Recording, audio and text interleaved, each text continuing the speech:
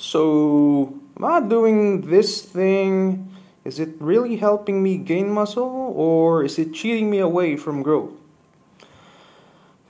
There are things that we do in life that we think are okay. In training and lifting for size and strength, we notice that there are a lot of folks who are clueless, and some of them seemingly benign things that they do or not do. And it's leading them away slowly but surely from their desired results. And more so, since lifting for muscle gains count not only what you do inside the weight room, but more importantly, how you live outside the confines of the local gym. So here are the top 5 things that are leading you away from growth. 5. So 5, eating purely white meat. You're avoiding fat. So yes, I know that the tuna and chicken diet is hot among bodybuilders, and you always see it in the magazines. But the reality is that animal fats and cholesterol are even more related to muscle growth than protein itself. Animal fat consumption is imperative for anyone who lifts weights and expects results. For one, your body cannot produce testosterone without cholesterol, and you should know that. And it's where your muscles get most supply of energy to fuel the recuperative process. So we've actually linked out in our article. So I'll link it in the card, whether here or here. Boom. That's the article we wrote about cholesterol. So that study shows pretty much that they studied a group of people. Okay, so one group of people are high in protein. One group of people consume more cholesterol. So guess what? There's insignificant changes to muscle growth to the people who consume more protein, but there was significant amount of muscle growth to the people who consume more cholesterol. So I think that's significant. And every brew workout, so if band is keeping you from consuming saturated animal fats that it will kill you, then it must suck to be you. I mentioned before that your workout's like digging a hole in the ground, right? You need to fill it up with extra dirt on top. Cholesterol is important because it basically is the dirt that your body needs to fill the hole up. So basically not consuming fats is a surefire way to not make any progress at all. Instead, just continue to regress every training session. That's sad. And it will not help your body lose fat either. So that's it with that. Let's go to the next one, which is not doing deadlifts. So deadlifts is the godfather of all lifts. It's godfather of all moves. No matter I don't care if you're just deadlifting 100s or 800 pounds, it's still not complete without it. Alright? So you start with lower weight. Deadlifts is very important, and deadlifts will condition all your fast twitch muscle fibers, although it's not taking any of them in a full range of motion. It kickstarts your badass growth process like how a car's engine ignites when you turn on the keys. So there are generally 2 types of skeletal muscle fibers. Type 1 is slow twitch, which are great for endurance types, right? And it would require steady and long effort. And the type 2 fibers, or the fast twitch muscle fibers, these are explosive fibers, which are more powerful in contractility and got placed in there for activities that require relatively short bursts of power at a very little amount of time. So obviously we'll not be able to function properly in life if we lack one of them. but to us lifters of us utmost importance to condition the bigger, meaner type 2 fibers, which is what we mainly use in lifting. So, and the best way to achieve muscle growth, do some deadlifts. All right, and let's go to the third one. So, I actually wrote a longer version of this. I'm gonna put a link in the description. So the third one, you only train your upper body.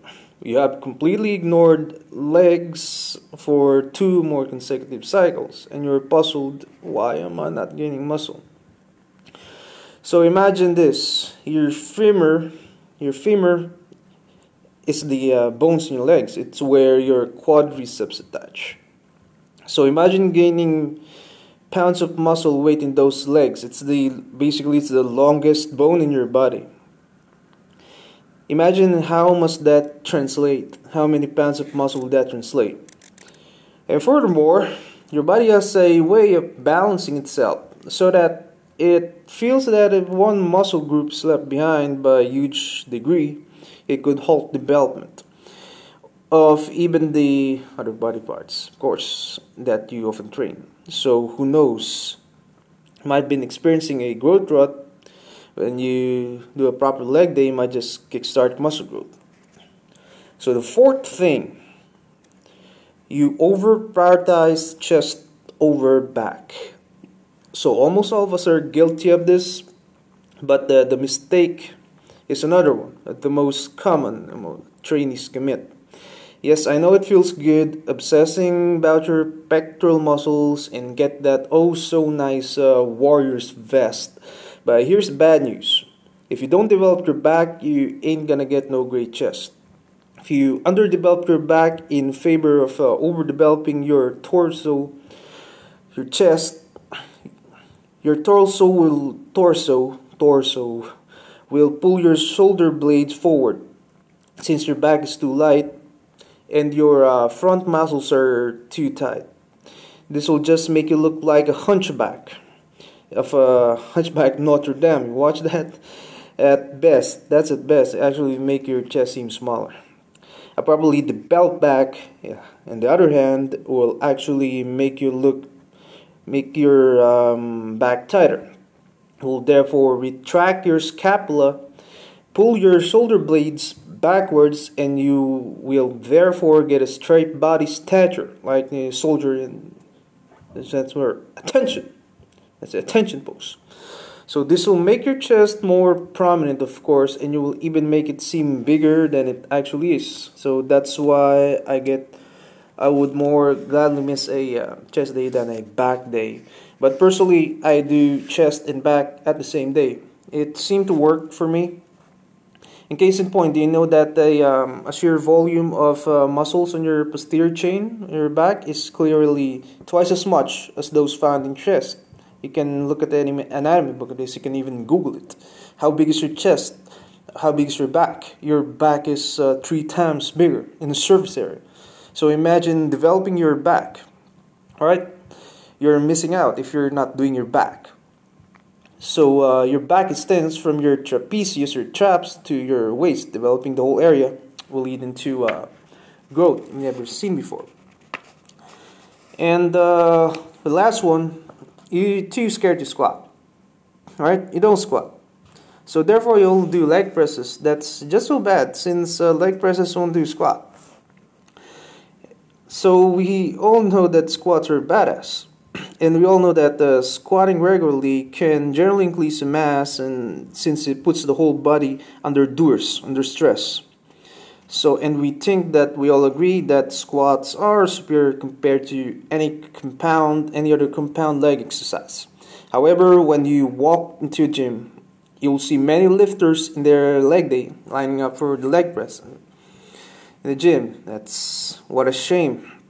I personally hate leg presses. It takes so much plates just to get the right stimulation.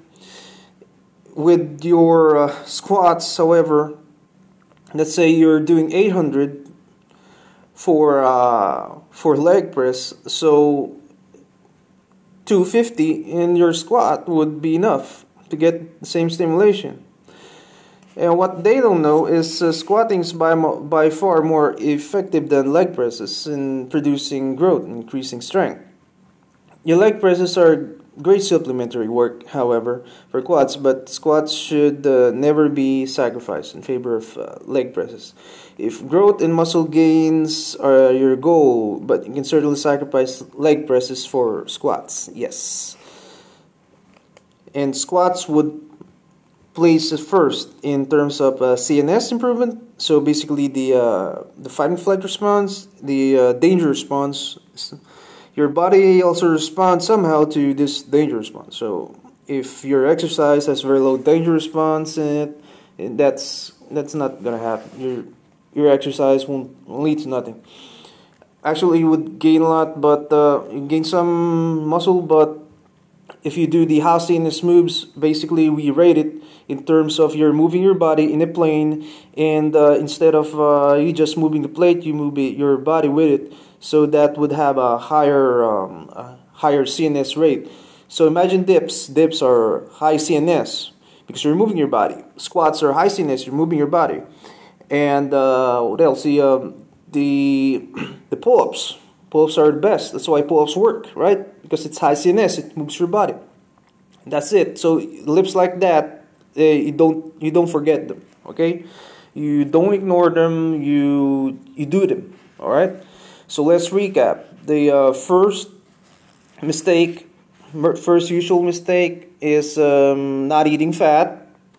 So second is the avoiding deadlifts.